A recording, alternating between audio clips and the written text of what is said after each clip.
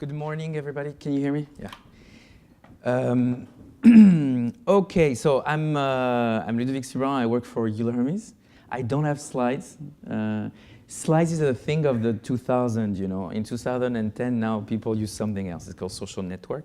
This being said, I'm very happy to be here. Thank you for giving the opportunity to a French guy to talk about Canada. I come all the way just for that. I'm kidding. I don't want to be the party pooper, but actually I think we are at a time, I have 15 minutes, 5 messages. The first message is that we are at a very, very critical time for the world where I don't think people don't want to play global anymore. I think there is a risk of domesticalization. The reason for that is that basically companies see that when they go global, they face more mess than actually opportunities. The risk-reward balance is not on the right side for them. The reason, I mean, the determinants for that, and you can see that in the numbers. You were mentioning about trade figures. In 2015, for the first time since the global financial crisis, trade is contracting in value. Everybody looks at trade in volume, but nobody cares. Because actually, when you're a company, what matters is what actually you bring to the cash you bring to your account, right? And this is in value. And the global depreciation in the currencies, the commodity depreciation by itself, just the fact that commodity prices are 40% below what they used to be, this is costing the world $500 billion in missed trade value. And if you add that to the Chinese black hole and the fact that they've been importing much less, trade is actually contracting in value, and that means that people don't see the incentives anymore to go global. And I think we really need to watch for this. Canada is certainly completely counterintuitive. You guys have signed almost 7 out of 11 trade agreements have been signed under the Hopper years. And you have important agreements such as TPP, CETA with the European Union. But it's interesting to actually ask again, is it really something that's going to bring money back home? Economists used to say, the bigger the playground, the more interesting it is for everybody, and I agree with that. The only thing that was missing in this whole economic spiel was that you also have higher volatility when you actually open the borders. And so you need to build in the buffers, the resilience to deal with global issues. You need to make sure that your capital will not be stuck in a country. There are over 700 protectionistic measures that are taken every year. So it goes from import tariffs that are increasing on shoeware in Turkey, all the way to export bans of onions from India, all the way to actually norms that are changing every day to make sure that there are some industries locally that are protected. I give you an example. Indonesia decided to ban nickel exports to China because they wanted to refine it locally and then export directly to other countries in the world. So that goes to the second message. The second message is the following. I do think free trade agreements are important for the world. They don't necessarily help you deal with the good, the bad, and the ugly. What I mean by this is that it's great to open borders, and most of it is about tariffs.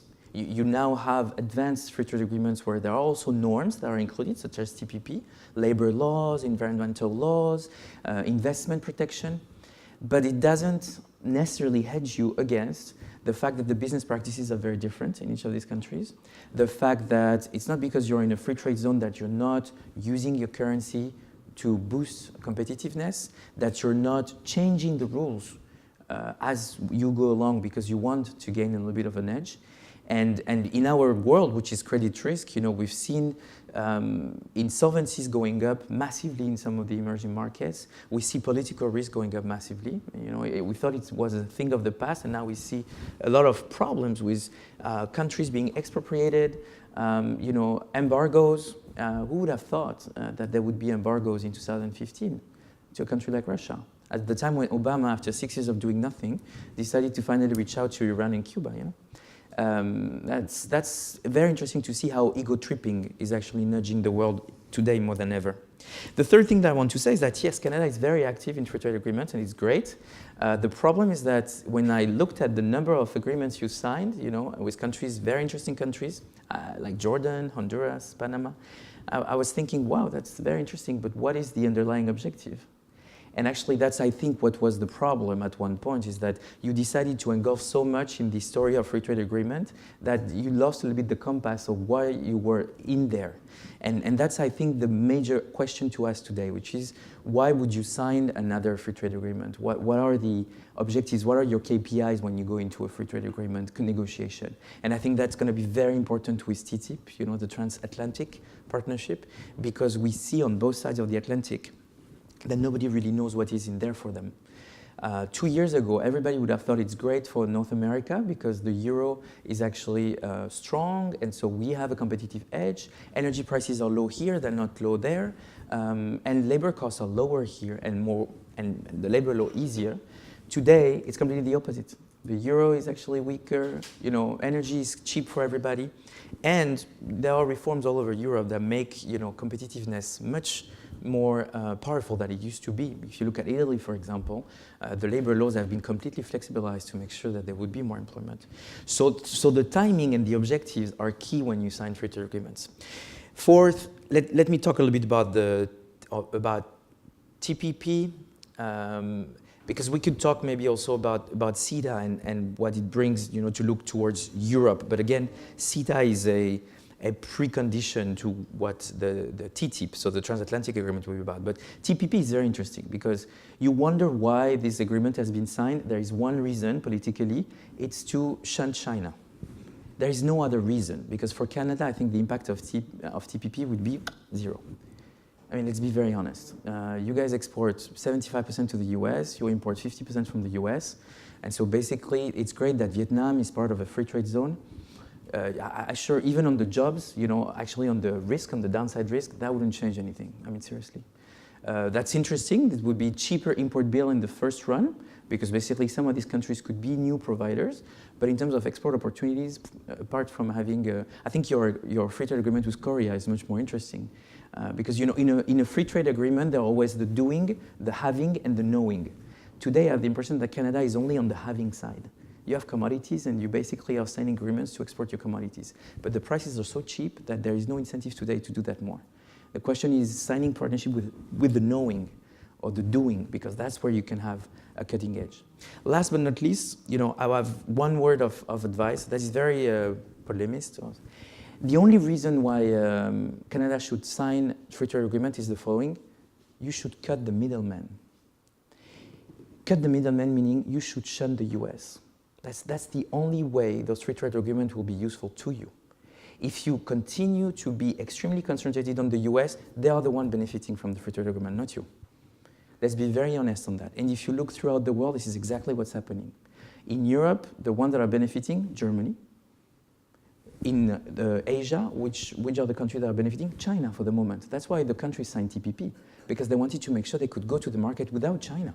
China has, on average, a value of 5% to the goods, but they don't manufacture as much as Malaysia or Vietnam does. That's the same story for Canada. If you really want to see the benefits of free trade agreements, you need to start going on your own, not with the US on your back. Because the benefits will be by far reaped by the US. I was in New York last week, and you know what someone told me? Canada is on sale. That's what he told me. And I was like, interesting, thank you very much. I'm going there, I will tell them, they'll be very happy. What's your name again? My own view on that is that it's a very interesting moment for Canada because you have competitiveness. But the question is how you have a competitive momentum. The question is how do you use it? And the only way to use it is by going direct. I'm serious on that because I see that as Europe.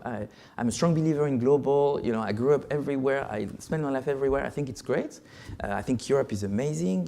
Even though we won't make the Germans and the Greek get along, never. But we already don't get along with the Germans, so nobody does actually. But at the same time, it's all about you can be in the same team, on the same team, but it's all about efficient specialization, self-branding. it's like in a team, you know, you want to work in a team because you achieve more, you go faster, you go further, but you have to be you within the team. And so the question today is, what are the innovation trends in Canada? And I think there is the same problem as my own country has, as many countries have. There is a little bit of a slowdown in the innovation, redistribution, and the forward-looking aspects of the industries in Canada. And so the idea is, yes, the free trade agreements are great, and you have more outlets for commodities. Now let's focus on what you can bring, where you add value, and when you can create jobs. And this is going direct and going into the high-end sector. And I think we will have the opportunity to talk about that during the discussion. That's all from me. I hope I didn't give you an indigestion. And I'm happy to discuss that during the Q&A. Thank you very much, everyone.